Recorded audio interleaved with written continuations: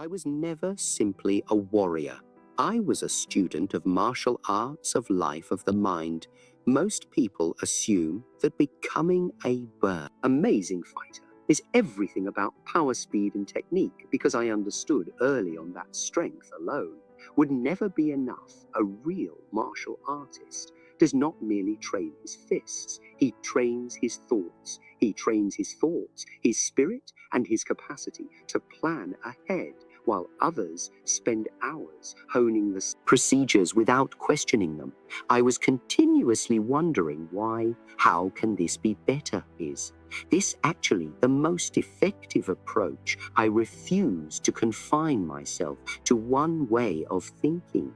I read almost 500 books on philosophy, psychology, strategy, and even poetry, because to win a war, you must first understand yourself, your opponent, and the world around you. Fighting is not simply about tossing punches or kicking harder.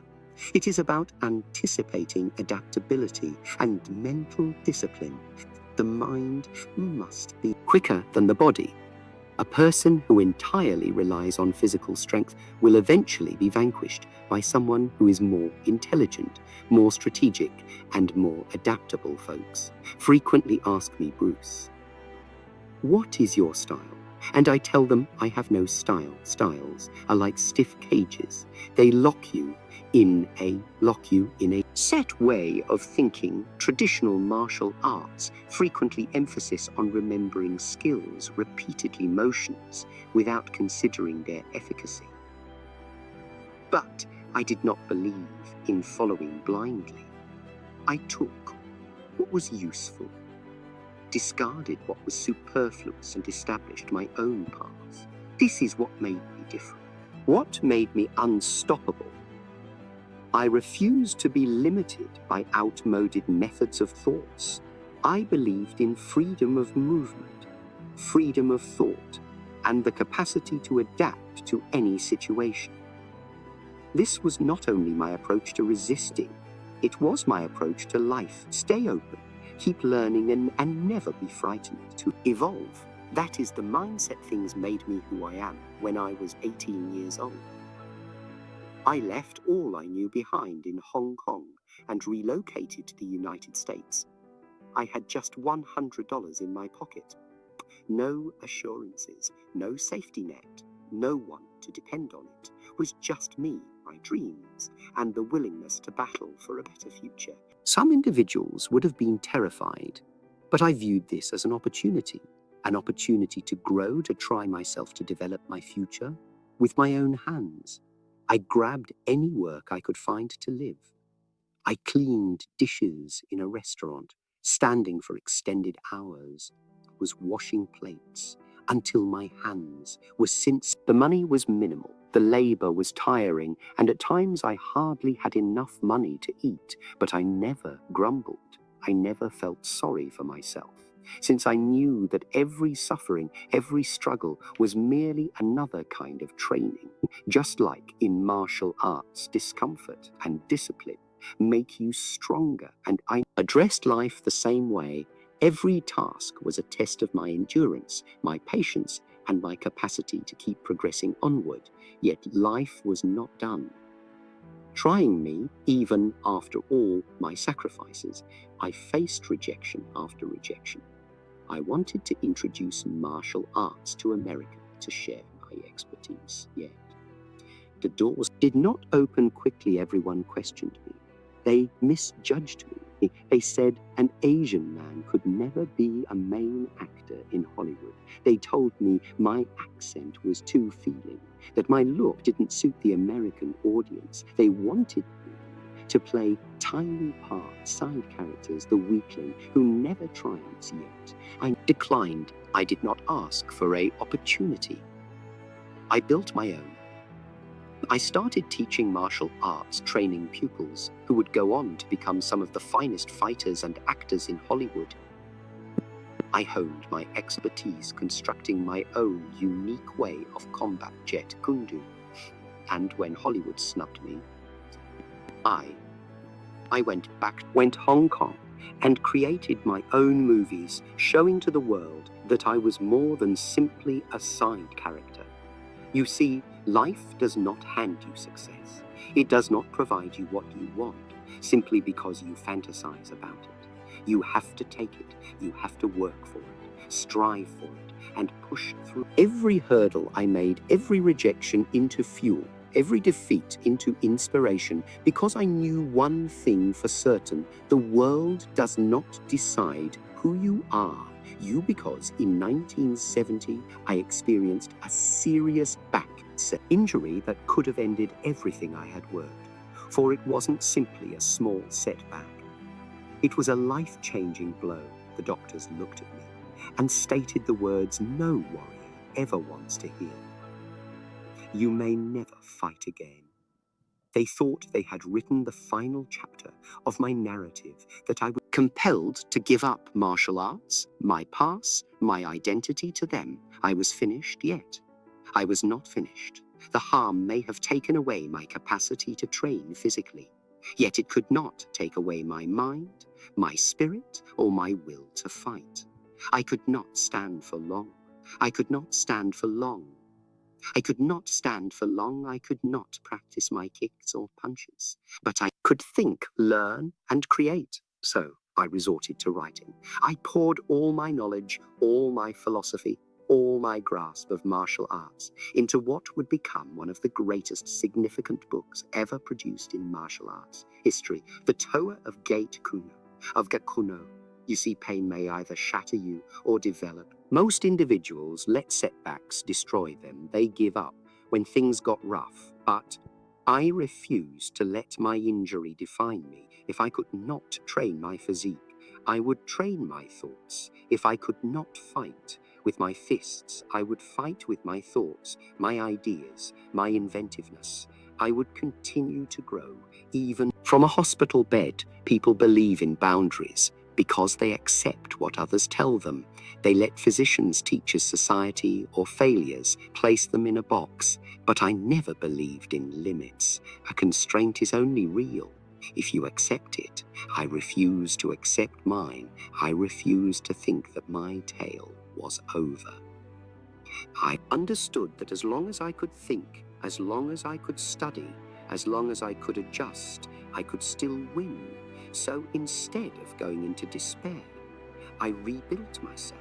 I studied the science of movement, improving my grasp of how the body functions. I focused on mental discipline, learning to handle pain and emotions. I pictured every step, every kick, every stroke in my memory till my body was ready to obey. And when I finally healed, I came back stronger than earlier.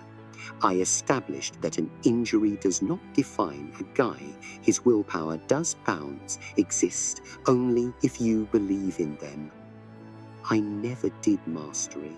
Does not come from talent alone. Individuals prefer to assume that those who succeed are just born with it, that some people are inherently gifted and some are not. But that is an excuse. Talent means nothing without discipline, sacrifice, and relentless effort. Success is not something you are handed. Anything you gain via hard labor, pain, and devotion. I trained for 6 hours a day, every single day. I did not train only to keep in shape or to impress people. I trained to be the finest strength, speed, endurance, precision. Every element of my physique had to be at its prime. If I missed a punch by an inch, I repeated it 1,000 times until it was perfect. If my kick was even slightly off balance, I exercised until my body learned to move easily. I did not accept almost excellent. I wanted ultimate mastery. Most people do not comprehend what genuine discipline entails, do not want to struggle for it. They want to be great, but they are not willing to do what it takes. They see someone who is powerful, skilled or skillful, and they assume it must have been simple for them. But they do not see the years of training, the hours of sweat, the sacrifices made behind closed doors. They do not notice the suffering, The injuries, the agony of failing again, and again they want the benefit without the work.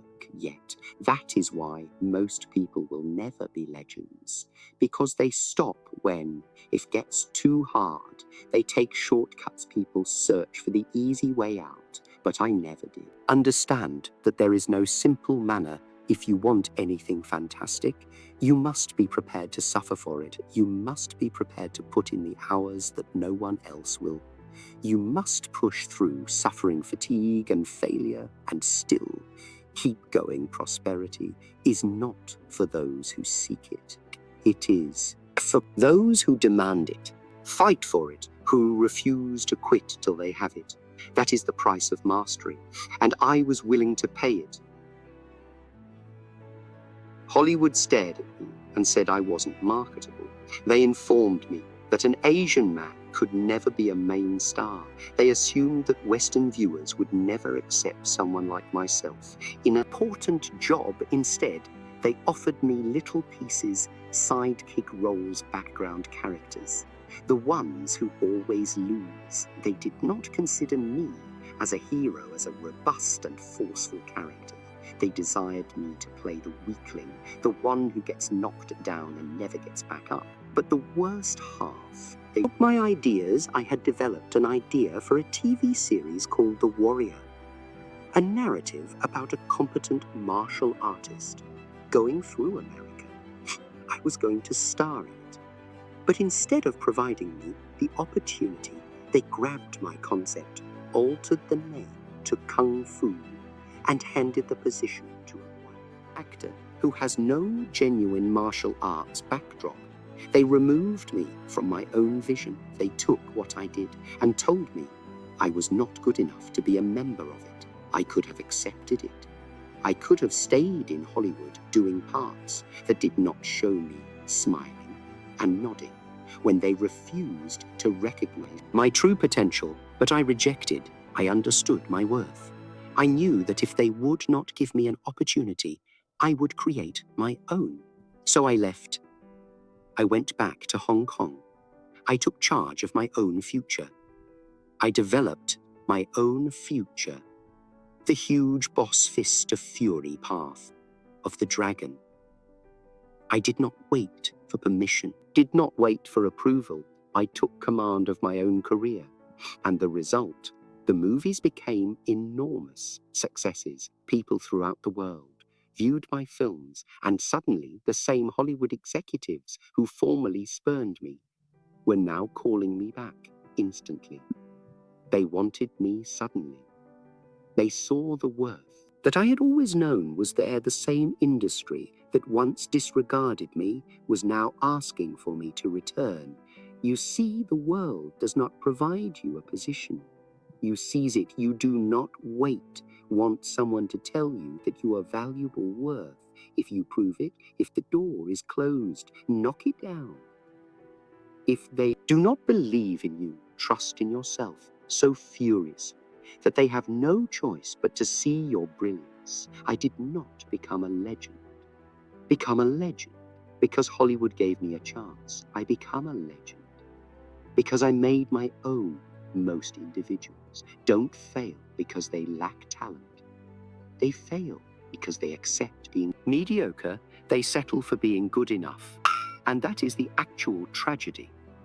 I was never frightened of failing, of making errors, or of suffering. Yet I feared mediocrity more than anything other. I worried waking up one day and understanding that I had ceased progressing, that I had gotten sedentary, that I was exactly like everyone else, comfortable, but never fully wonderful. I refused to be like that. I refused to compromise every single day. I pushed myself beyond what I believed was feasible. If I was swift, I had to be faster. If I was strong, I had to be stronger. If I could do 10 push-ups, I pushed for 20. If I could kick with precision, I trained until I could do it. Having my eyes closed, I never permitted myself to think that's good enough, because decent enough was never good enough for me. Folks want to be prosperous, but they do not want to sacrifice for it. They desire to grow, but they do not wish encounter pain. Yet progress comes from pushing beyond what is comfortable. It comes from workout till your muscles hurt from practicing emotion, until your body refuses to fail. It comes from refusing to quit, even when every part of you wants to quit.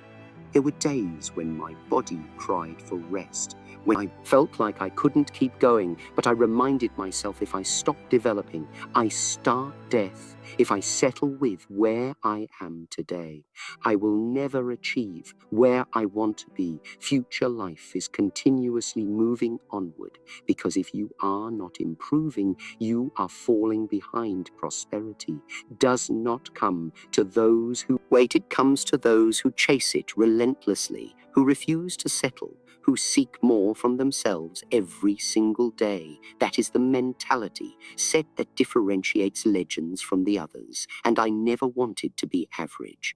I wanted to be the greatest. So many people dream, but so few taking action. They talk about what they desire to do, what they aspire to attain, what they will accomplish one day, but one day never comes. They wait for the ideal moment, the best opportunity, the beautiful pair of situations. However, let me tell you the reality. There is really no perfect time. There is only now.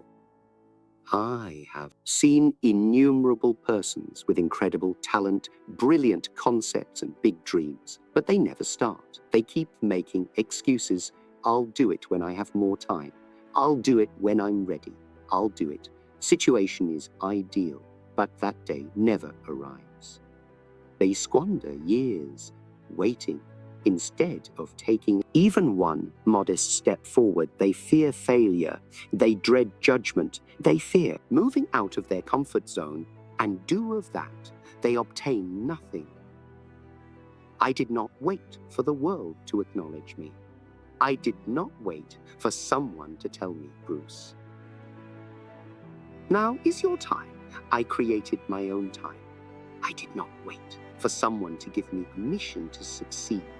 I took achievement with my own hands, understood that if I waited for the ideal chance, I would be waiting for my whole life. Thus, I developed my own opportunity when Hollywood rejected me. I did not stay around and grumble. I went Hong Kong, and created my own movie. I did not wait for the industry to respect me. I forced them to notice me via my work, my commitment, and my success, and you must do the same. If you have a goal, start now, not tomorrow, not next week.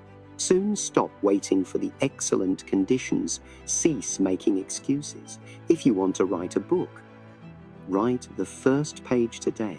If you want to get stronger, try it. One push-up in now. If you wish to start a business, take the first modest step today. Time does not wait for you. Your aspirations do not wait for you. Every second you hesitate, you are plummeting behind. Start now, since the difference between those who succeed and those who fail is easy. The ones that succeed are the ones that take action. The greatest weapon you have is not your fists, nor your strength, not even your talents. It is your will.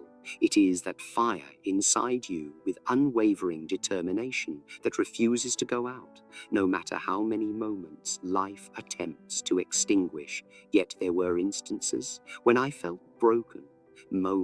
I questioned if I could keep on when everything seemed against me in hurts, rejection, pain, and loss. There were instances when my body was fatigued, when my head was clouded with doubt, when the easiest solution was to give up. But then I told myself, I am not merely a dude. I am a force, and forces do not stop. They break via that fire inside me, that hunger, the drive, that stubbornness to quit. That is what made me a legend. It was not mine punches or kicks that made me unstoppable. It was not my speed. or strength. It was my thoughts. It was my belief that no matter how awful things got, no matter how many barriers stood in my manner, I would never cease battling. The world will attempt to defeat you down. It will test you, push you, and tell you that you are not good enough. People will distrust you. They will tell you to take the easy way, to settle for less, to accept your boundaries. But you must not listen. You got to retain that fire inside you alive. You must let it burn so furiously that nothing can put it out. When you feel like quitting, when you feel like everything is against you, when the world tells you no, it is when you must press forward the hardest. That is when you must tell yourself, I will not shatter, I will not halt, I will not accept defeat, because actual strength does not come from the body.